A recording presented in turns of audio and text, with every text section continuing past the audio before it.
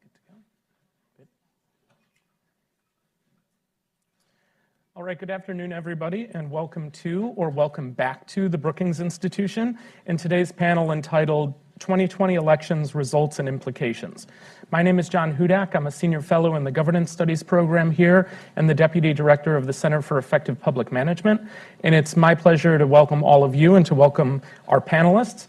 For those of you joining virtually, please feel free to join in the conversation on Twitter using the hashtag election2022. We have a lot to talk about today. Tuesday night was a surprising outcome in a lot of ways, in a lot of races, and in a lot of states. Typically, the in-party, the party of the president during a midterm, loses a significant number of House and Senate seats. With razor-thin margins in both the House and Senate that Democrats had going into Tuesday night, the expectation was that the Democrats would lose both chambers. But here we are, almost 48 hours after the first polls closed on Tuesday night, and we still don't know who is going to control the United States Senate, and we still don't know who is going to control the United States House. In a lot of ways, that's incredibly unprecedented, and as votes, particularly out west, continue to be counted slowly but carefully. In the coming days and weeks, we'll have a better idea of who will control the majority in both chambers, who will be fighting to become Speaker of the House, who the next majority leader will be, etc. This is something I know Norm is going to be talking about a bit today, but pundits' predictions were pretty far off.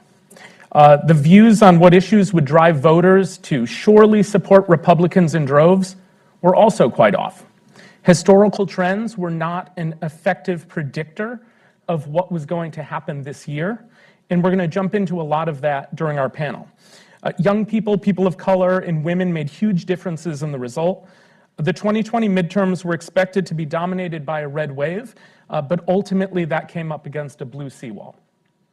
With the exceptions of Florida and some congressional districts in New York, Republicans fell far short of expectations, and there's a lot to unpack and a lot to understand about why those expectations were as far off as they were. And we're going to discuss a lot of that, but before I introduce our panelists, I want to note that there are a lot of big questions about what happened on Tuesday, and there's a lot of interest in what were the big races, what were the key demographics, what were the key votes.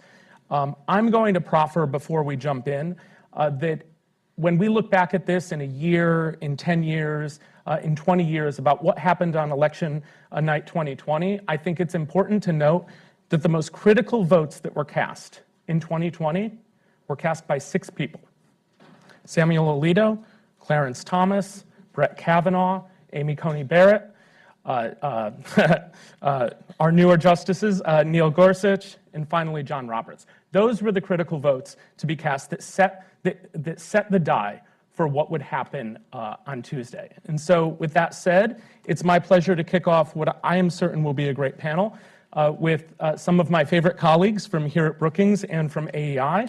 Immediately to my left is my colleague Elaine Kmark. She's the founding director of the Center for Effective Public Management and a senior fellow in governance studies here at Brookings. Beside her, and front and center, Norm Ornstein, who's a senior fellow emeritus at the American Enterprise Institute. Next to him, Molly Reynolds, a senior fellow here in governance studies. And last but not least at the end, Rayshawn Ray, also a senior fellow in governance studies. So to kick off the conversation today, and I'm going to let you guys wrestle for who gets to go first. Every midterm, as I said, is historic in some way and sets in motion historic changes that will happen in Congress and happen in terms of relationships between the president and Congress. As elections officials continue to tabulate votes, can you reflect on the historic nature of the results that we have so far and the broader trends that happened on Tuesday? Okay, I'll start because Norm looked at me. Okay, so I think there's 2 things that really are important about this. As John cleverly pointed out, the historic 6 votes on the Supreme Court. This was one of the more remarkable things I'd ever seen. This enormous vote happens.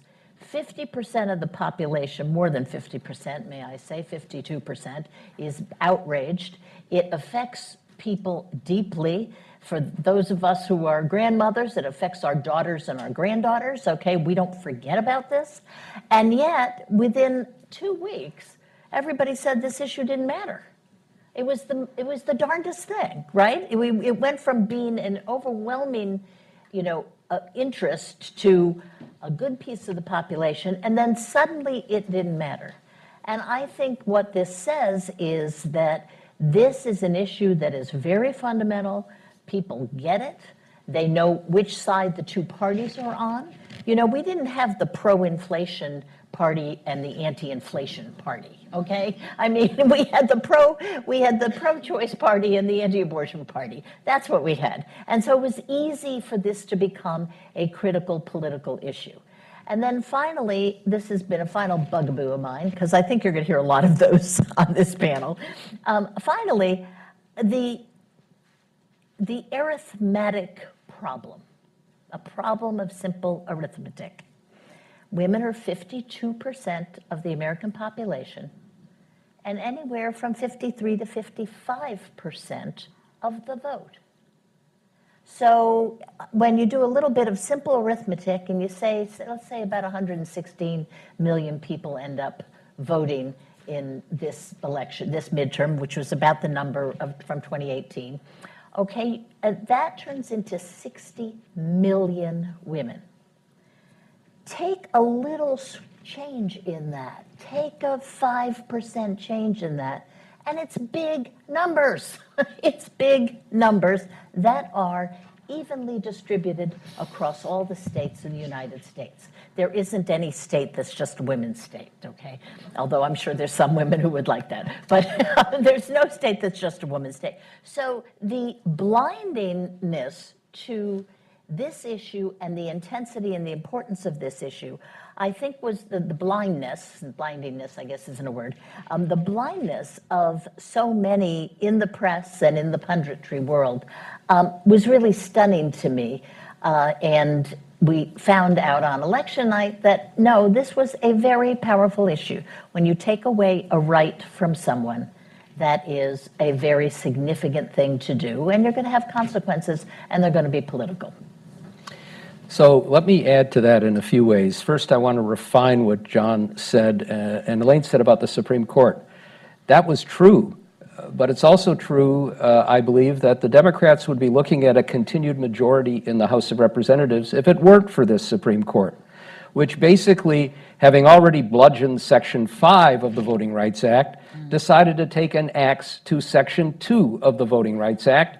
And it opened the door to some pretty outrageous racial gerrymandering, which probably cost the Democrats a half dozen seats in the House. Interesting. Another couple of other things that mattered there as well. It included a blatantly illegal act in Ohio by a group of Republicans who simply ignored two rulings by the Ohio Supreme Court that their redistricting was illegal under the state constitution and got away with it.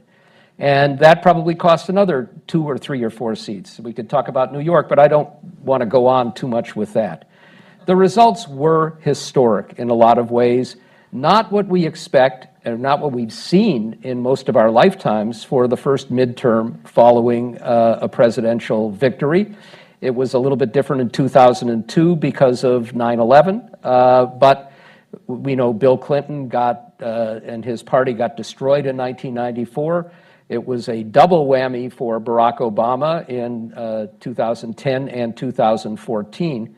And the idea that you could come through this with what might be minimal losses in the House, understanding, however, that you're also affected by what happened in the presidential year. We didn't see the surge in support. In fact, Democrats lost 15 seats in the House when Joe Biden got elected. So an additional loss, you could argue, is part of a typical trend that happens. But even with that, it's an unusual kind of setting. Now, we can talk about it when it comes to the House. The Senate's always a little bit different because it depends on which third is up at any given time and what happened 6 years earlier, therefore. But to me, the most historic elements of this are in the states. It is Democrats gaining governorships. It's Democrats winning houses in state legislatures, including in Michigan, that they haven't done for 40 years, which happens to be because They were able to have a fair redistricting for the first time in a very long time. It's having the trifecta in Michigan and in Minnesota controlled by Democratic Party of the governorship, the House, and the Senate, which makes a big difference. And as we were saying before we came in Michigan, that you have women running everything at the top in that state. It's Democrats picking up, and I'll give a hat tip to Lou Jacobson, who's very good in writing about these things. It seems like 400 seats in the state legislative chambers. Democrats are used to getting thumped, to use Barack Obama's term about his first midterm, in the state legislatures, and picking up chambers. That's really unusual. So all of that makes it historic. Now, having said that, when I get asked now today all the time, how are you feeling? And I say relieved but. And the analogy that I use is, imagine you're on a ship that's sunk and you survive. You don't drown, you don't get eaten by a shark, but you end up on a desert island with no communication to get out, because we're facing an extraordinarily difficult time ahead. We will talk a lot more about that, but in a couple of ways. One is, of course, this was a terrible election for Donald Trump. And, you know, in what I referred to as a lover's quarrel with his previous paramour, Rupert Murdoch, the New York Post has as its headline with a picture, Humpty Trumpty. And they're now all in for Ron DeSantis. It was a bad time for Donald Trump. Don't imagine for a nanosecond that Trumpism is dead, even if he fades into the darkness or ends up in an orange jumpsuit for a period of time, even if they'd have to construct one to fit it. But we're going to face a radical group in Congress. If anybody believes that there are moderates remaining in the Republican Party in the House or Senate, you have not been awake for the last dozen years. Susan Collins was out campaigning with Dr. Oz and with others. There are no moderates anymore. The constitutional conservatives, the Liz Cheneys and Adam Kinzingers, are gone. The people who took on Trump in even the slightest way, like Fred Upton, are gone. They've retired, they've been defeated in primaries. We know that the vast majority of Republicans in the House are election deniers, which is a good template for saying that they're extraordinarily radical.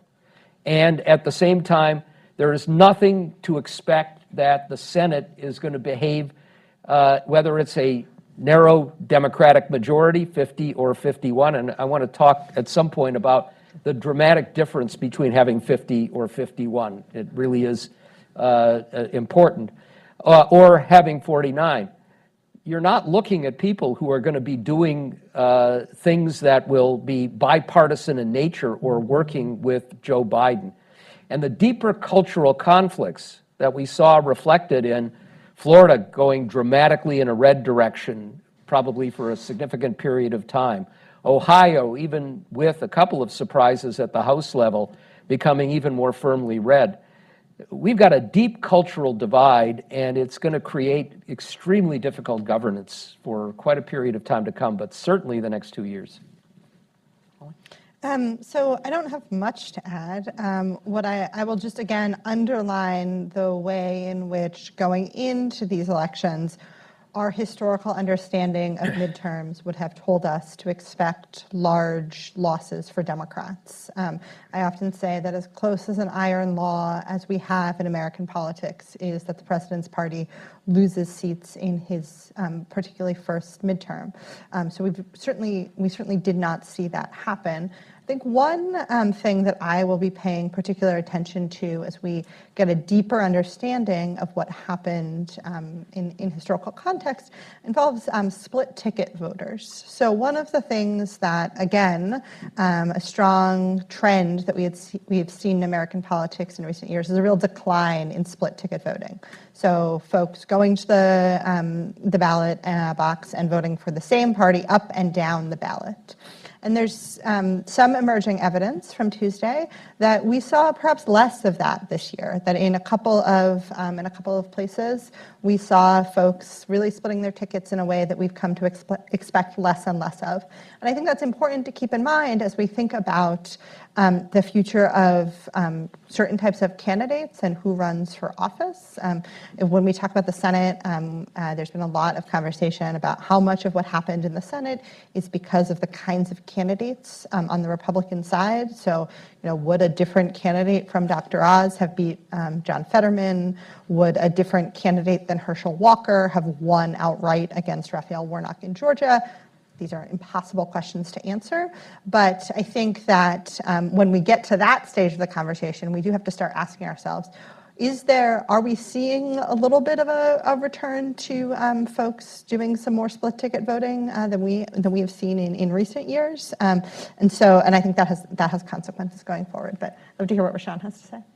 Yeah, I mean, these are all great points. I'll just kind of double down on them, particularly when we talk about what this midterm means and being on that island. I mean, pretty much in my lifetime, and the gray hairs in my eyebrows sometimes show my actual age. But with that being said, we haven't seen a presidency where someone has been, or a party has been able to keep things as close as the Democrats have this time around. And I think that is historic. I mean, we are talking about 40 to 50 years, we have not seen this. I mean, when it flips to midterms, I mean, typically that particular party that has the presidency loses big. We did not see that.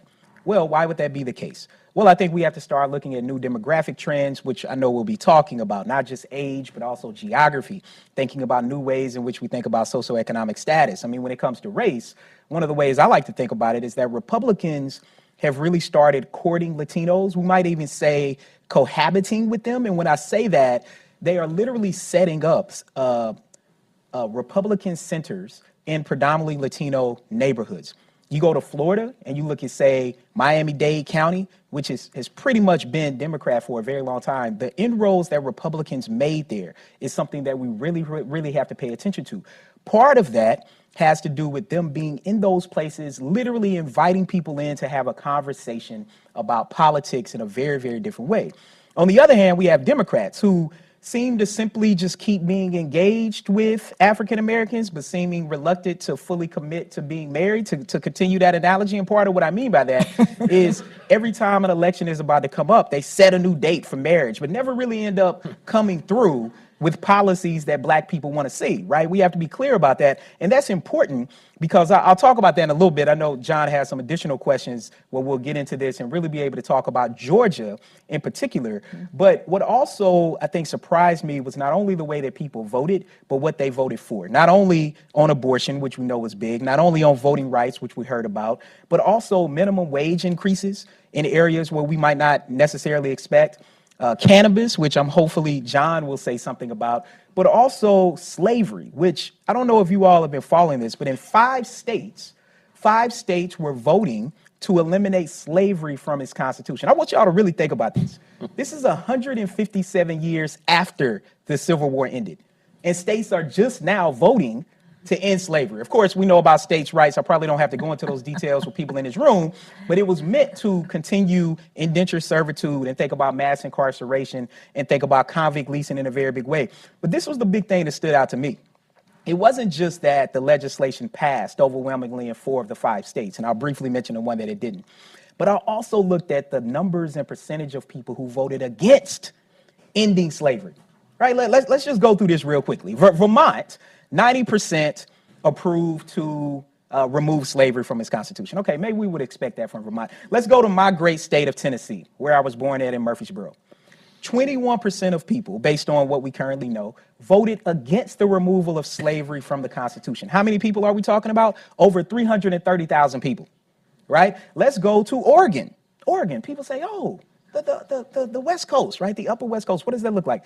46% rejected it. 450,000 people voted to keep slavery on the Constitution. And then in Louisiana, which has a whole big complicated history because they kind of messed up the legislation and it was really confusing, it actually failed. 61% of people voted to not remove slavery from the Constitution because it was still this peculiar language that suggested that if you were incarcerated, that you could actually be made a slave and put into enslavement. Y'all, this is 2022. This is the democracy that we have, the democratic experiment. And we have to be clear that it's not only about who we're voting, but the large percentage of people who actually want things to go back to pre-1865. Whoa. You know, Brookings is over 100 years old, and I can say this is probably one of the few times on a panel here we've been discussing the repeal of slavery, but here we are in 2022. Molly, I want to pick up on some of what you were talking about some of the broader trends in Congress, in the congressional races this year, and sort of drill down a little bit. Elaine had mentioned that it really didn't take a small change in the women's vote to have some significant impacts on specific races. The closest U.S. House race in the United States right now is in the state of Colorado, the 3rd district, which is essentially all of western Colorado with the exception of Denver and its suburbs, which is Lauren Boebert's district. The Democrat there is currently leading by 62 votes unless something has happened in the last 20 minutes since we took stage. And so, again, the movement of small numbers of people, especially in House races, can have such dramatic effects. Can you talk a little bit about, again, drilling down at some of the specific races, states, districts, talk demographically, that really surprised you Tuesday night? Sure. So I'll start by saying that I am surprised by what is happening in that House district in Colorado. It was not one of the ones that I was certainly paying attention to. I think in general, so maybe like between the 10,000-foot view and the weeds, I will say that Democrats simply held more seats than I certainly was expecting them to. A lot of these competitive seats that, because my priors were for Republican gains that I thought would have gone to Republicans, Democrats managed to hold in places. A couple of races in Ohio were interesting, and this gets back again to my earlier comment about swing voters. This idea that some folks like Marcy Kaptur, who is now the House's longest-serving woman, was able to hold on. Some other places in, say, Pennsylvania, that sort of thing, and just generally this places where I think at least I was expecting losses where we really saw that Democrats hold on to those seats. And I think this matters, and I know we're going to talk a little bit more about the specifics for governing going forward, but I think we're looking at a scenario where the exact size of the majority in the House of Representatives is going to matter a great deal. Not simply are we talking about a small majority or a medium majority or a big majority, but literally that there will be governing consequences for the difference between a 5-seat majority and a 7-seat majority because of sort of the individual people who, particularly on the Republican side, if that's where this goes, the particular people that make up that majority. And so I think that, again, small shifts in individual districts make a big difference. And I think in this case, as sort of Norm was indicating, are going to have big consequences for governing. Great. Rashawn, you said you wanted to talk about Georgia. Let's talk about Georgia. Yeah. So Stacey Abrams lost the governor's race pretty badly on Tuesday night, but Stacey Abrams' fingerprints are all over Democratic success in that state. Can you talk a little bit about what black turnout in Georgia and other demographic groups' turnout in Georgia meant for a candidate like Reverend Warnock and some of the down-ballot races as well? Yeah, I mean, it's a great question, and I think Georgia is fascinating because it really is purple. And I know that I mentioned Tennessee a second ago, but I grew up in Atlanta. Like, I know these states very well. And one of the big trends that we've seen in the state of Georgia over the past 2 decades is that literally the number of black people in that state has almost doubled. It went from about 1.8 million to 3.5 million in a little over a decade. That has completely shifted what's happened. And part of that has to do with what Atlanta means. So that's just telling you all demographically. The percentage of Hispanics has also increased in the state. But as I mentioned before, we see very different political avenues for African Americans compared to Latinos. And that's important to note. And we talked about that courting. The big thing I'll say, one of the big narratives, and I kept getting asked about it, and it was annoying me, to be honest with you, which was, why don't black men want to vote for Stacey Abrams? Well, you know, one of the things I love about what people think versus what actually happens is that we see what happens. And basically the same percentage of black men who voted for Warnock also voted for Stacey Abrams, roughly about 85%. You got another 12%, I think it's around 11% right now based on what we know, that voted Republican. About 10 to 15% of black men have voted Republican since the 70s. That's not news, that's not new, right? So we have to move on from that narrative. But as John was saying, even though Stacey Abrams lost, I guarantee you she is going to be all in on aiming to ensure that Senator Warnock stays in place. The other point about what's happening in Georgia, and this is very, very important here, I mentioned the Latino vote, which was basically split. And in fact, there was actually a higher percentage in some places of Latinos in the state of Georgia voting Republican than voting Democrat. But the big story in Georgia is white people, and particularly white women, who seem to just refuse to vote for Stacey Abrams at all costs. And to be even more specific, if we think intersectionally, evangelical Christian white women seem to just not want to vote not only for Stacey Abrams, but even Warnock. And I think that becomes part of the story. And this is pretty interesting when we start talking about individuals who are for abortion compared to people who are against abortion and how we think about that. And in many ways, it's an inherent contradiction to what we've been seeing more broadly in other states and the way that women are voting, particularly white women, and the way that white women are voting. And so we have to think about that intersection between race, religion, and gender, and how we see it playing out on black political candidates, particularly like Stacey Abrams, who people will really try to get that credit for that, but not necessarily want to go out and vote her. The last thing I'll say about this is, and this is just important, and I hope we can just put this to bed. The whole narrative that black people don't vote, we just got to stop that. Like, it's just not true. In a lot of states, particularly competitive states, the black vote continues to carry the Democratic Party in those states.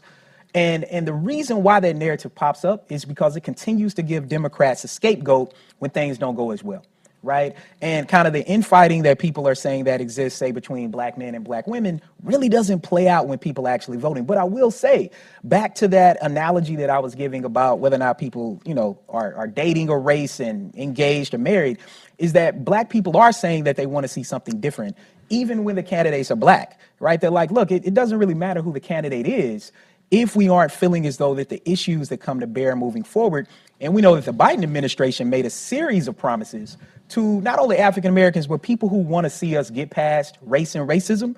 And not many of those things have really taken over. When we think about policing, this is important. A Fox News poll now found that 70% of the people that they polled said that racism is a big problem in policing. A majority of Americans are like, this is a problem, and yet and still we can't get federal legislation through. So I think in Georgia, unlike, say, Texas and Florida, where it's very clear that the Republican Party has a stronghold on those states. I mean, you look at the way that Abbott beat Beto O'Rourke, I mean, that wasn't even close. I mean, and then you look at what DeSantis did in Florida, what Marco Rubio did to Val Demings. I mean, those elections were not even close. Georgia is a very, very different story. And it's not only about the black vote, which we consistently see going toward Democrats. Pay attention to evangelical Christian white women in the suburbs, which I know very well growing up in that area.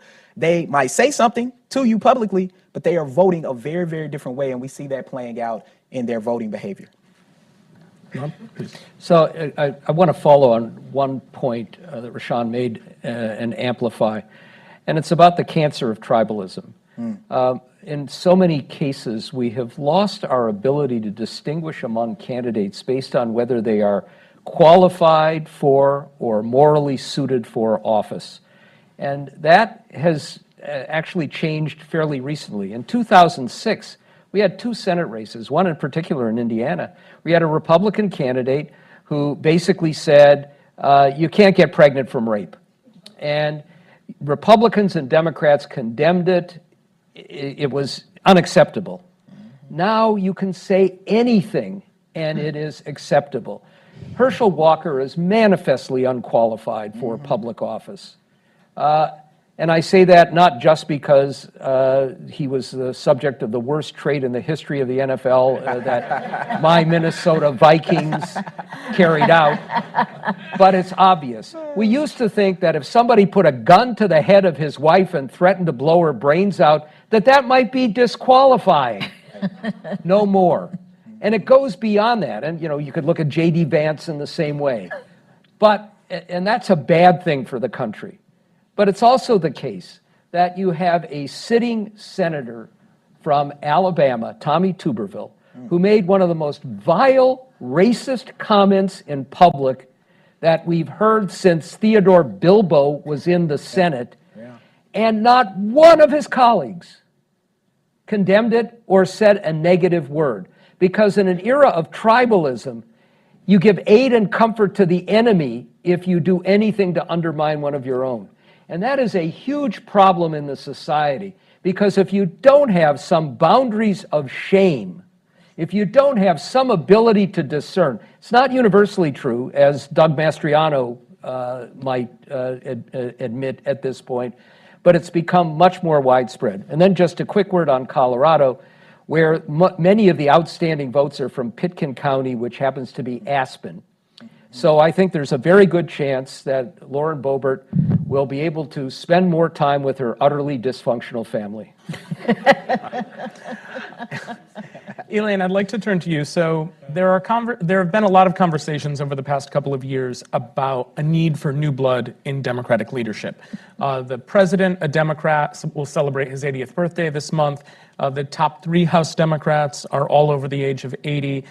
Do you think that the results of Tuesday night change that conversation within the Democratic Party, or does it give a greater lead for some of the older, we'll say the Democratic elder statesmen, to continue in their leadership roles?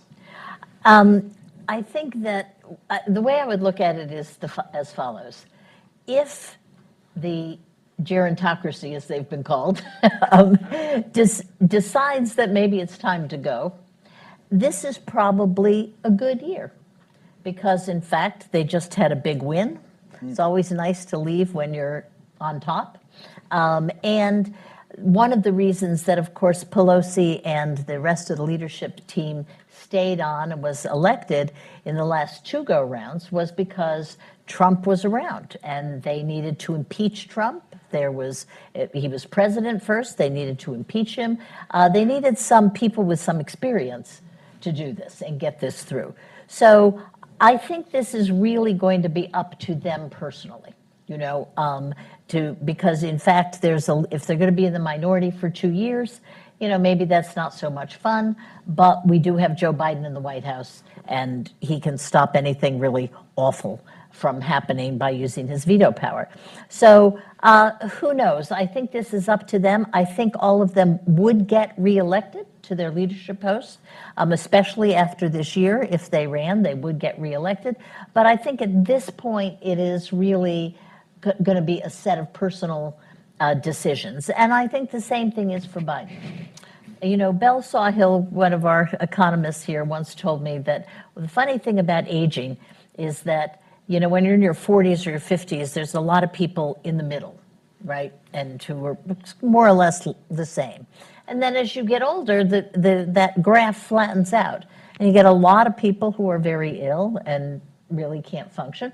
But you got people who are Nancy Pelosi, who stood in the Congress for 8 hours in 4-inch heels. I can't stand for 30 seconds in 4-inch heels.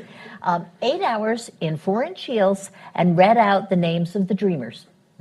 Okay, now she's a phenomenon. She happens to be 82 years old, but she's still going strong. The same can be said of the rest of the leadership team. The same can be said of Joe Biden, okay, who does this incredibly difficult job. So, I think that you have to understand that there's 80-year-olds and there's 80-year-olds, and this will be up to them to make that decision. Molly? Yeah, so I think one thing that I would keep in mind with this question about Democratic leadership succession, and frankly also if we want to talk about what might happen on the Republican side of the aisle in the House, is that one of the most important things to remember is that you can't beat someone with no one.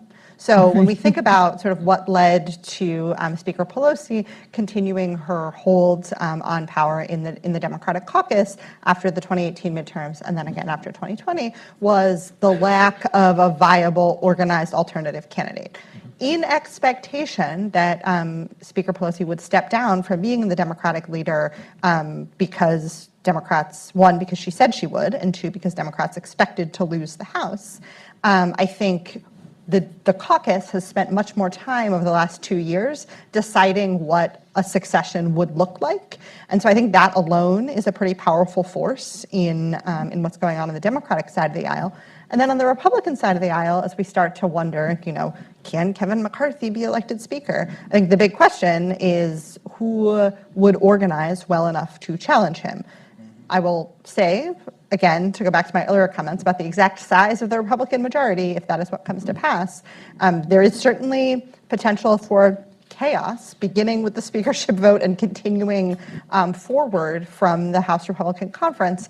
But again, as we think about, what does the leadership look like in the House, this idea of you need a viable alternative to get, I think, to someone, to actually have someone else. And Democrats have, I think, are in a different position now than they were 2 years ago. A couple of observations. I think there will be some significant pressure on there you go. That's what a Ring camera does.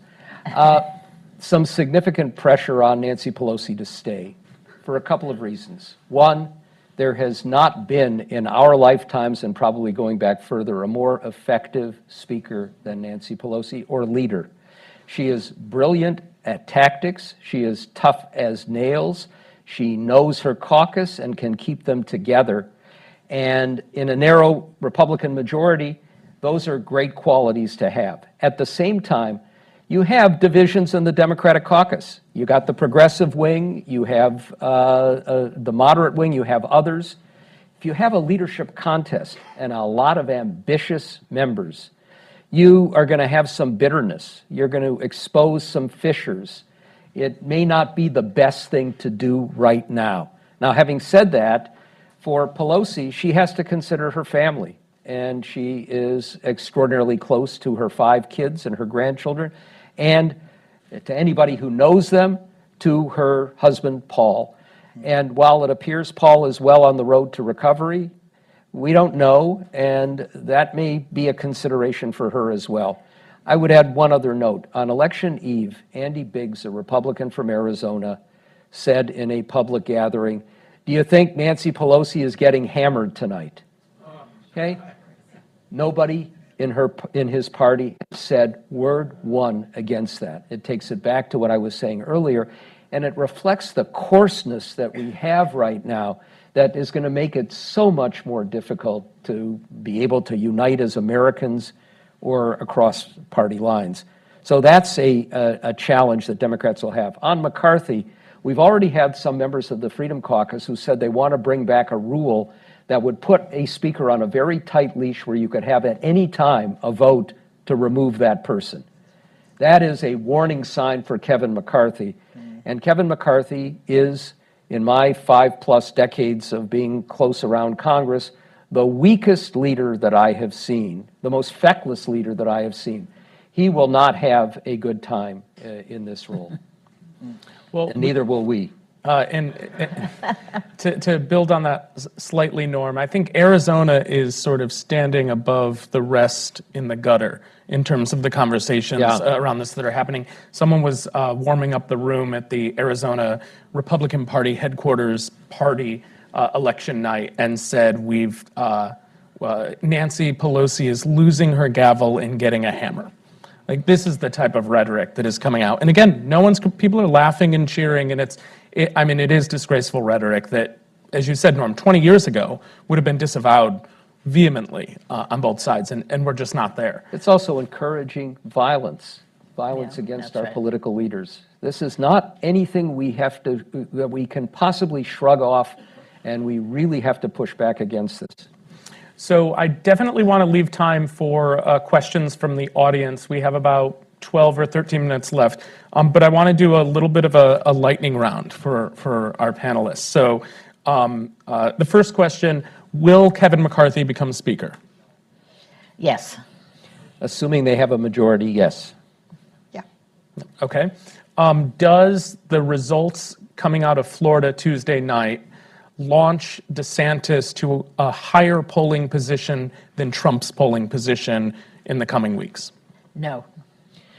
It vaults DeSantis to a different place, but he is by no means a sure thing for anything in the future. I'm not sure how much it matters because to me, like the forces that DeSantis represents are so similar to the forces that Trump represents that swapping them out as the kind of leader of the Republican Party is not maybe as consequential to me as we might think. Yeah, I mean, to pick up on what Molly said, in terms of ideals, I'm unsure of the difference. But if his candidates keep losing and things keep happening, look, Republicans are going to jump off that train and jump on the DeSantis train. And the big reason why I know is because Trump gave DeSantis a nickname. And whenever that happens, you know that Trump feels threatened. And so there's definitely something happening there. And yeah, I think it could definitely have a big impact. One point to add, Republican elites want to move away from Trump. They'd like to see him just go away. The Republican base doesn't feel the same way, and you're going to see some significant tension ahead. Okay, last lightning round question, and then for those of you in the audience who have questions, we'll raise your hands and we'll have a mic come to you. This answer is a number. How many Democratic senators will we have come January? 49, 50, or 51? 50. I think 51. I also think 51. Yeah, I think 50. 51. I broke the tie.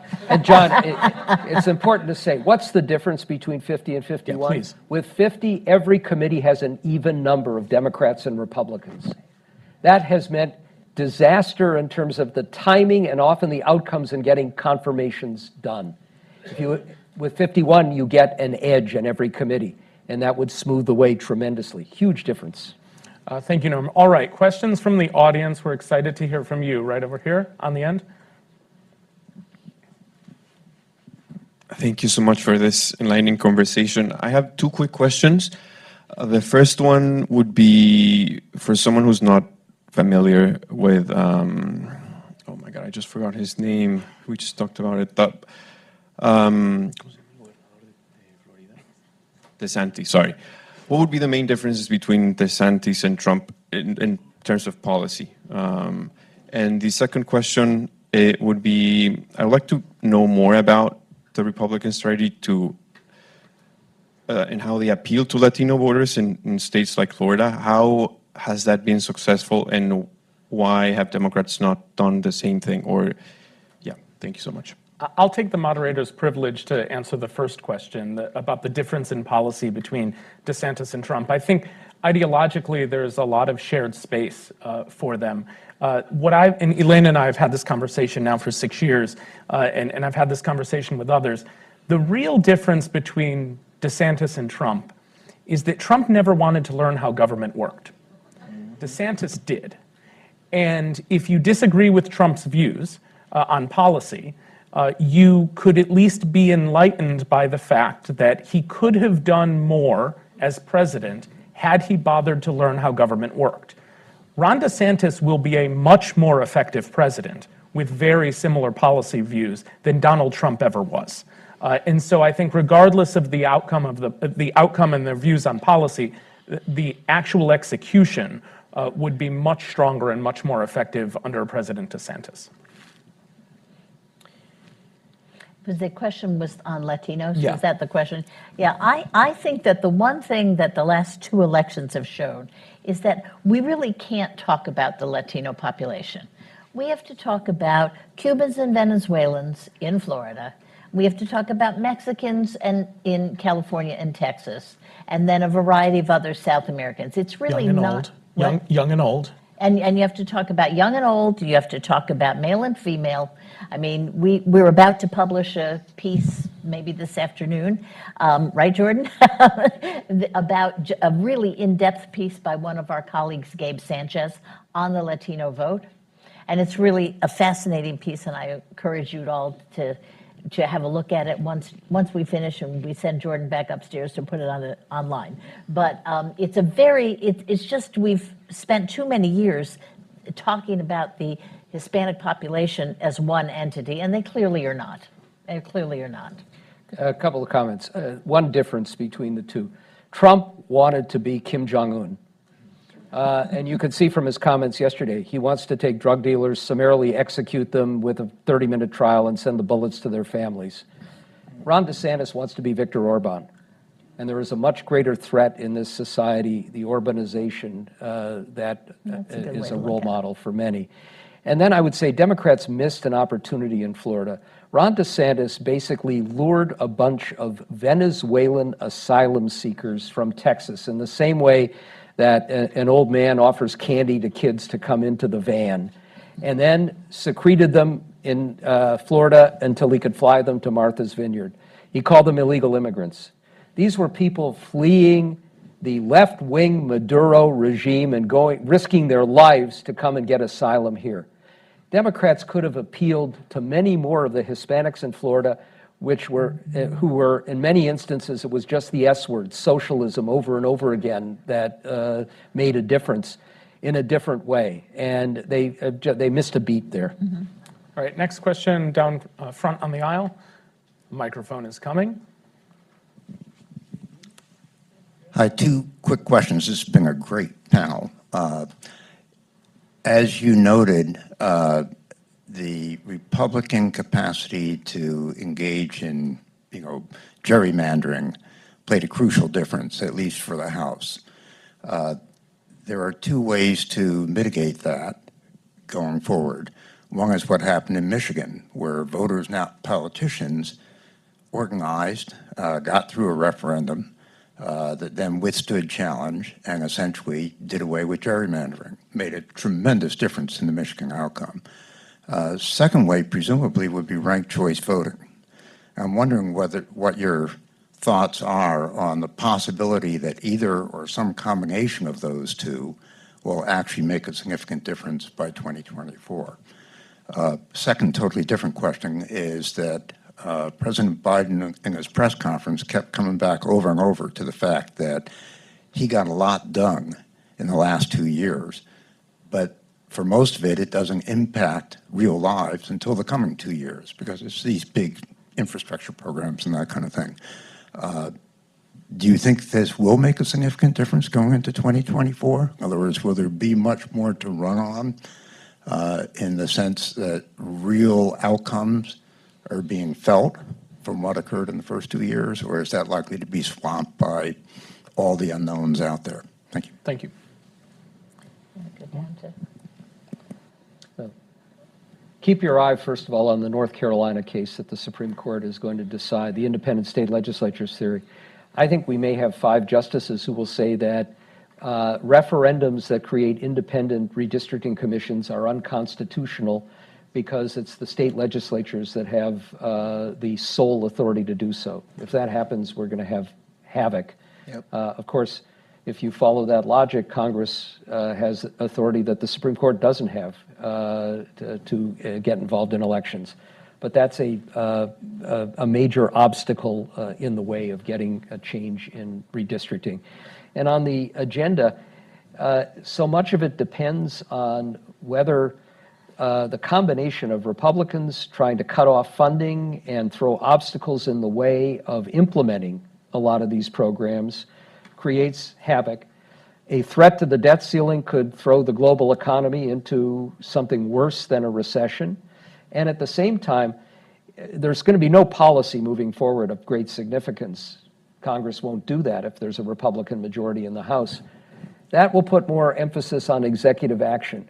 But we have a Supreme Court that's already indicated that it wants to curtail the ability of executive agencies, astoundingly saying that the Centers for Disease Control doesn't have the authority to regulate a new pandemic going forward because the public health responsibility isn't specific enough, that the EPA couldn't regulate emissions because it didn't specifically suggest it. The Democratic Congress changed the latter one in the reconciliation bill. But if you get Chevron going by the boards, we're going to have a federal government that's brought to a standstill, and that's going to create its own havoc. And can I just say that I think that one of the things we're going to see in the next couple years is a resurgence of federalism and resurgence of state initiative. And therefore, the state offices and the state legislatures, 4 houses have already switched hands, okay? And there's another, I think, 12 chambers still up in the air. We don't know what the partisan makeup is. Abortion was the big one that shifted power from Washington to the states. And I think that's going to continue to happen. I think the Supreme Court is going to be much more favorable for shifting power to the states. And whether that's a good or a bad thing depends entirely on who's running these states. And in fact, we talked about tribalism earlier. The country really is divided between states. I mean, it's like suddenly there's different worlds. One America is over here and one America is over there. So I think we need to watch the states, and power in the states is going to make a lot of difference. Molly? Oh, good. All right, we have time for one more question before we switch to the second part of the panel. The person in the back.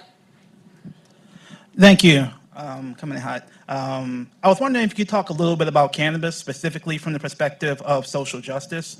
Obviously, there's a big focus on getting people out of jail, but in Maryland, where I'm from, we focused a lot on redistributing the tax revenues to communities most impacted by the war on drugs. Because we saw in other states, people were really concerned that the money wasn't hitting the ground. They were caught up in big nonprofits that weren't reflective of the community, and people weren't feeling the investment, even though people said it was coming. And just a quick recap on cannabis, specifically around the question of social justice, and how do we invest in communities with this revenue in the way that communities actually feel? Sure. Thanks for the question. So as Elaine said, we're going to have a lot more federalism happening in the next few years. And one of the most fascinating federalism experiments we've had for the past decade or decade and a half has been around cannabis. And there were 5 ballot initiatives in the United States Tuesday night. 2 of them passed, 3 of them failed. Maryland and Missouri joined 19 other states to approve adult use cannabis. And a big part of the programs moving forward is exactly what you described, using tax revenue to begin to implement social justice programs in an effort to reverse the harms of the war on drugs. States have fallen down in their efforts to do that. There have been really well-laid plans in places like Illinois and Virginia, New York, New Jersey, Connecticut, and elsewhere, California, Nevada, and they just have not met the moment. Part of that is because this is new policy, and new policy layered upon new policy. And I think this is an issue that demands immediate comprehensive action. But unfortunately, the reality is going to be piecemeal action. And in the meantime, during that wait, a lot of people are going to continue to suffer because of past convictions, because of institutionalized racism grown throughout American public policy, but driven largely by the war on drugs. So I wish I had a better answer for what Maryland could do to get it right, but no state has really cracked that nut yet. Hopefully Maryland is the one, and that the legislature can go a bit beyond the ballot initiative the other night to bring to Marylanders the type of justice that they deserve. So on that note, and before I encourage you to give our panelists a round of applause, we're going to have a quick transition. This panel is going to shift off, and the next shorter panel on election denialism will come up. There is not time for a cookie, coffee, or bathroom break, so I encourage all of you to stay put while we do this, but please thank my fellow panelists for today's event.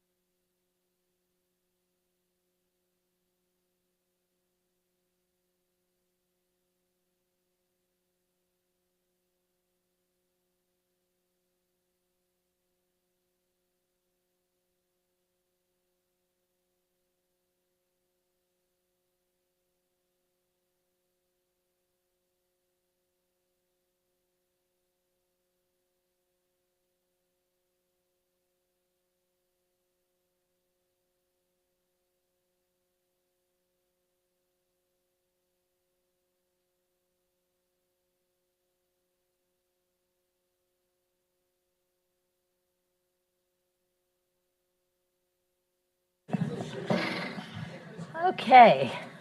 Hello, everyone. Thank you for staying put, and the cookies are still there, so don't worry about it.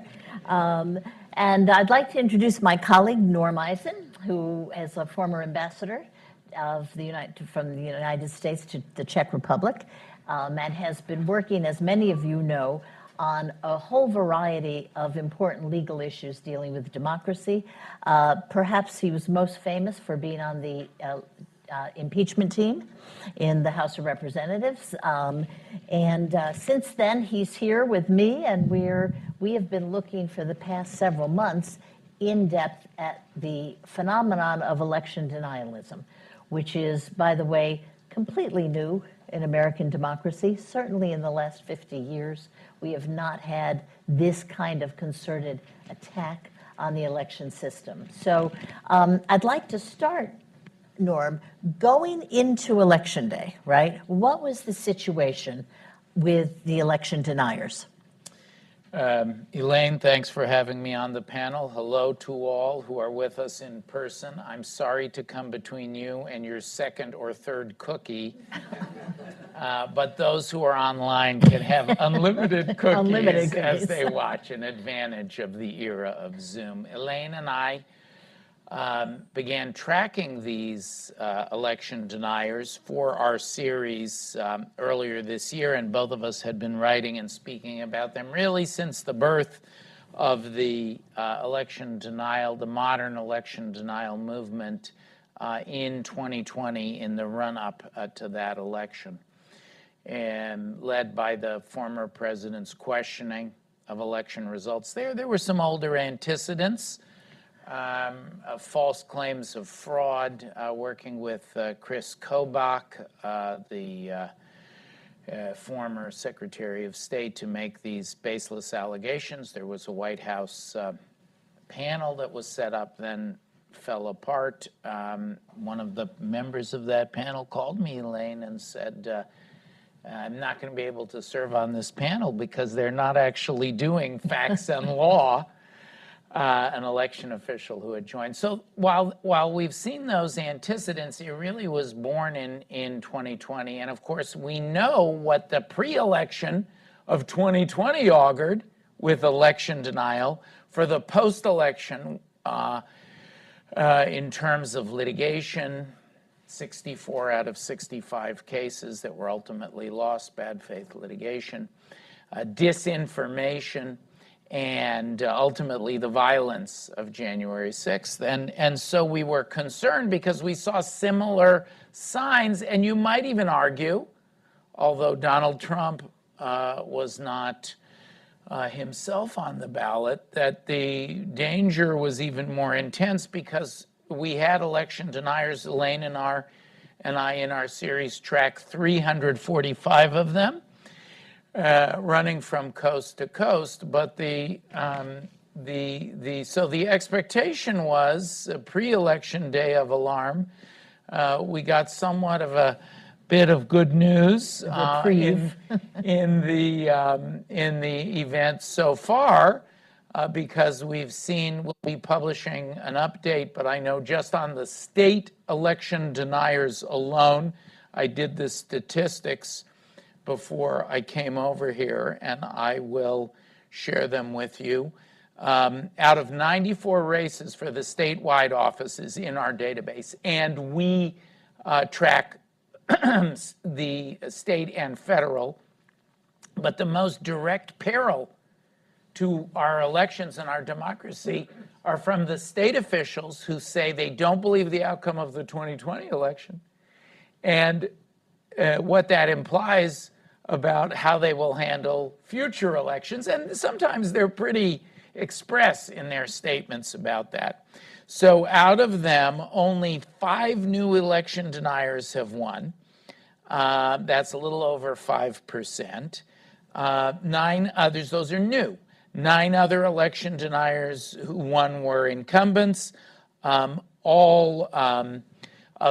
So far in all of the important races that have been called where there were strong election denial tickets in Michigan, in Wisconsin, in Pennsylvania, the election deniers have failed. And we haven't. We had a smooth election day. We didn't see the kind of chaos on election day that we feared. We did not see political violence. Now, that comes with a caution. There are exceedingly close races that are being counted. I just wrote for the LA Times the importance of patience.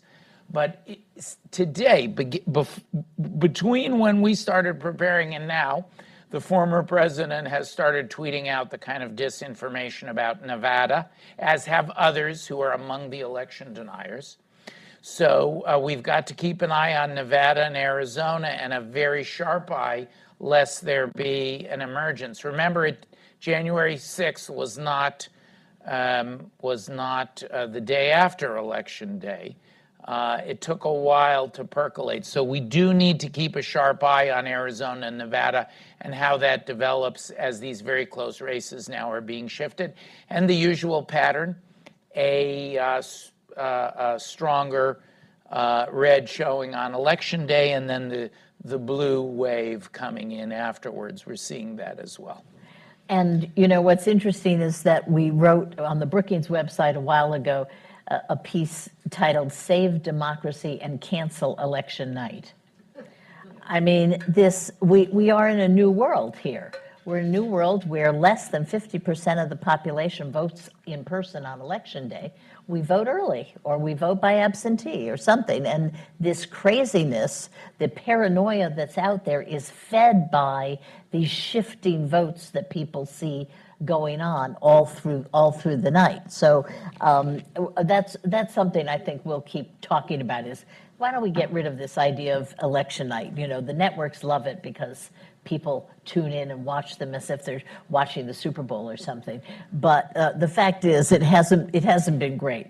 And now, it's not, Elaine, it's neither, Election Day is neither the beginning because of the prevalence of early and absentee voting, nor the end because it takes time to count. Yeah, so it's a crazy concept, and it doesn't match our reality. And we need to remember that why do we have this difference in Election Day?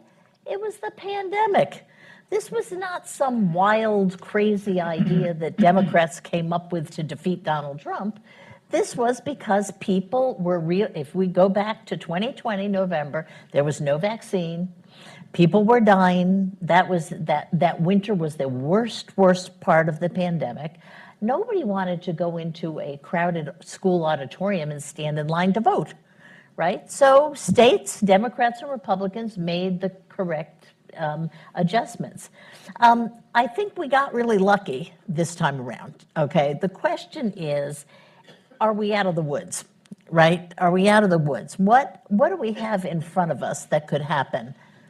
Here at Brookings, we not only study American democracy, but we also look in governance studies at the comparative performance of democracies and backsliding democracies around the world. I wrote with colleagues from our foreign policy program and others from other institutions a big report last year, the Democracy Playbook. And the United States is now, in terms of what to expect, is like many of our allies around the world, we can't really rest or let down our guard. First, we may yet have crises in Arizona, election crises in Arizona or Nevada. They will turn out, I'm confident in predicting, that they will turn out like the 2020 election crisis in terms of the outcomes. Those are not going to change, whatever the votes may be, those crises will not change the votes. I'm not as confident about the drama that may lie between where we are now and the end of those crises if they emerge. They also may not emerge. In the more long term, though, we are a democracy under pressure, so we can expect that this new aspect of needing to build in resilience, of being aware, of hug your neighborhood election official or poll worker because they're under threat, of having to focus on this phenomenon. Elaine and I were very pleased to be a part of calling national attention to the election denier phenomenon, including our comprehensive database. We are going to need to attend to this as a permanent part of American political life, and we can expect that there'll be drama around it again in 2024. That is life in a pressured democracy. We are hardly unique in that regard.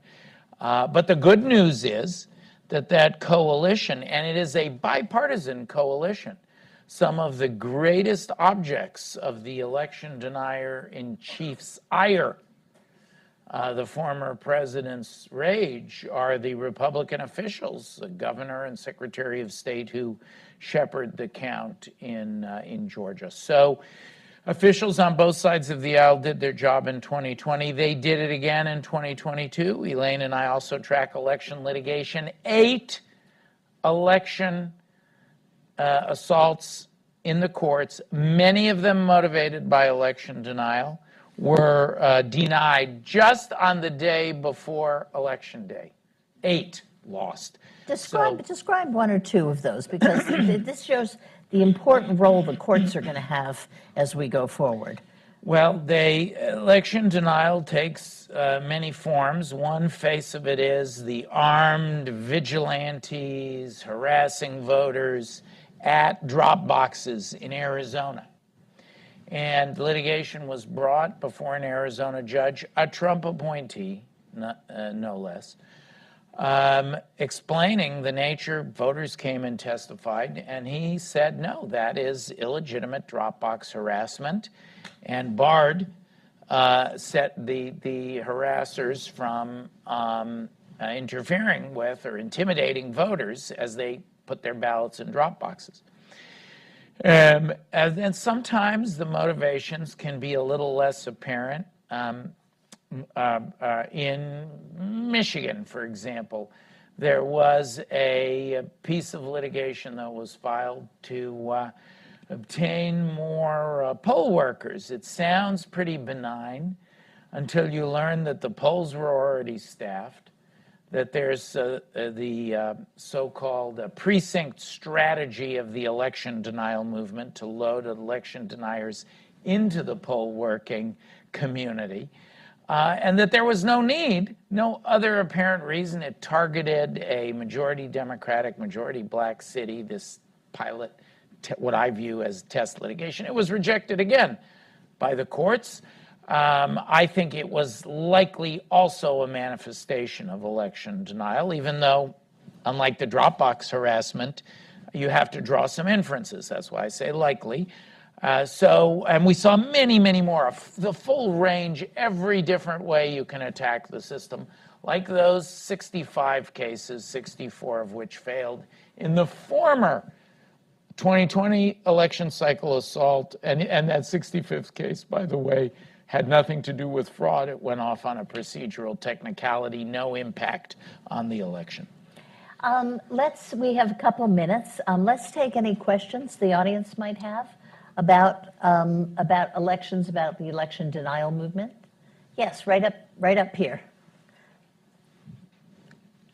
This gentleman, right here. Thank you very much. Wouldn't it make sense to have every ballot counted when it came in? I mean, for example, in Maryland, the last primaries went on for weeks and weeks and weeks. Couldn't somebody just count the ballot when they opened the envelope? It would be before the election? Well, we don't want we don't want every ballot counted when they come in, because we don't want to know who is winning or losing before Election Day. We wouldn't want that information to get out. We wouldn't even want poll workers to have it. It actually would. Now, I'm going to partially agree with you, but if we started counting too early, then you would run the risk of, if there were ever a hiccup, of those who are opposed to early voting, absentee voting, mail-in voting, saying, aha, I told you so. And we want that early voting. Now, the question is a good one on Election Day. What can we do for the states to help support them to count every ballot on Election Day? But let me tell you, that in some of these states, particularly states that have larger rural areas, like in Arizona or in Nevada, more remote areas, you have the returns that are driven into central points. So you're not going to get every count on election day. The poll workers are often exhausted. Some states can do it. Some states have the money to do it. States have different levels of affluence. But the poll workers are already exhausted. They've been through a primary, through a general. They're under all this new stress. In some places, it just takes longer. This is not unique just to rural states. I'm from Los Angeles, where counting in the mayoral primary took weeks, and we may not know for days or weeks who won the general in the mayoral in Los Angeles. So sometimes it's going to take time. That is also an important function of our American democracy, because we believe in Brandeis' term of the states as the laboratories of democracy, and they make different choices based on their needs. All of that being said, if the federal government were to surge money into the states to give them a reasonable ramp, to have the equipment and the systems and the personnel to count everything on or immediately after Election Day, that would be a good thing. But the federal government sadly does not fund every state equally in that regard. And it's tough for a state to say, are you going to put up a whole new tech system or buy extra lunches for kids in school? That's a tough choice for some of our states. You know, it's interesting because we looked at all of the election deniers, proposals in a recent piece that Norm and I did. And one of the interesting things is not all of them are bad, okay? In other words, some of them are really quite sensible. The problem is that the election deniers think that nobody does them. So, for instance, the chain of custody of the ballots, right? The paper the ballots are printed on, the printing of the ballots, the delivering of the ballots, in almost all states is very carefully controlled. They're under lock and key. There's only a certain number of people that can see them. That's why this notion, remember that in Maricopa County, Phoenix, that the Trump people insisted that 40,000 ballots from China were deposited in Maricopa County, and that's why Biden won Arizona. That just can't happen, right? That would just be extraordinarily weird if that happened. But the fact of the matter is that tightening those things, tightening the chain of custody, those sorts of, that's not a bad idea, So some of these ideas that sort of do an extra layer of security, that's not bad. But a lot of these clearly fall into a different category of voter suppression. And that's where separating out the election deniers' agendas becomes really important. Let's take one last question.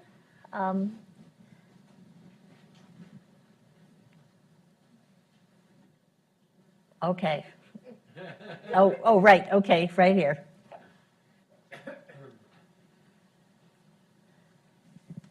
Thanks.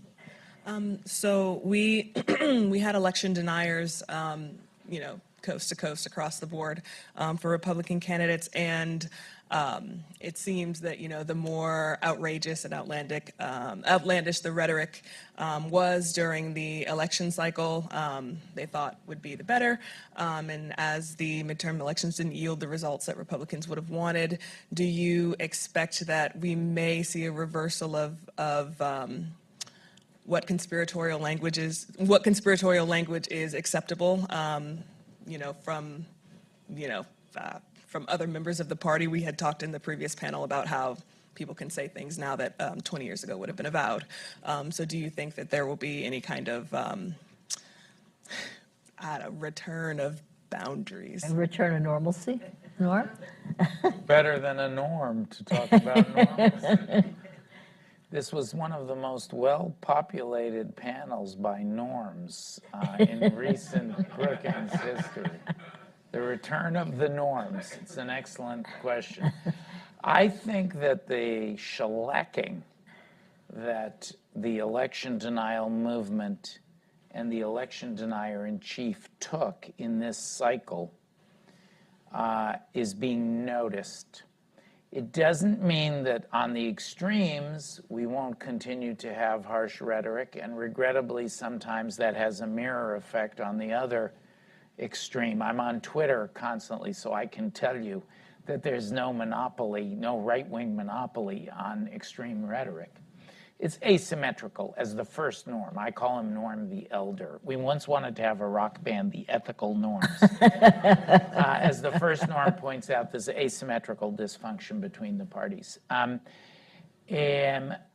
So I do think there will be a corrective, self-correcting effect, because it clearly is not what the American people are interested in. And I think, the analysis of this election will go on for some time to come. My own view is that one of the things that the pollsters missed, and Elaine and I talked about these early vote numbers, say, Elaine, these early vote numbers, the data does not line up with why is everybody saying there's going to be a red wave?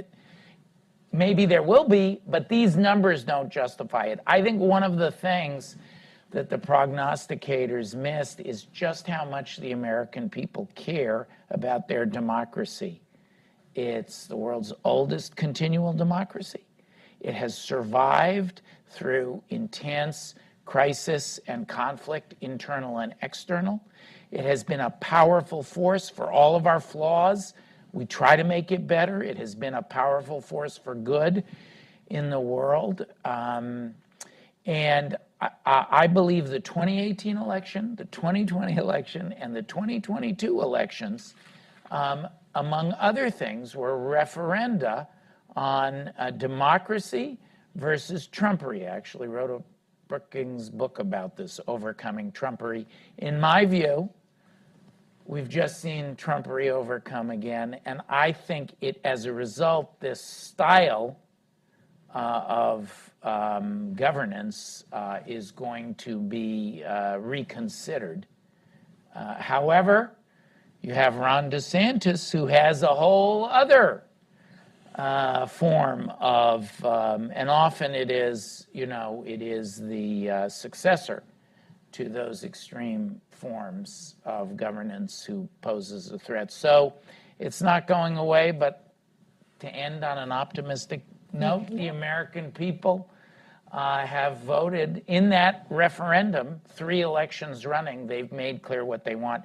I have a faith in rule of law, faith in our systems, faith in the bipartisan judges who are rejecting these cases in the litigation lane, for example, but ultimately a proven faith in the American people and their belief in our fundamental system of democratic governance. And by and large, just on one more happy note, the Trump judges, most of the Trump judges have abided by the rule of law, okay? There's not this, I think, to the in an election crisis. In the election crisis, to the obvious dismay of Donald Trump himself.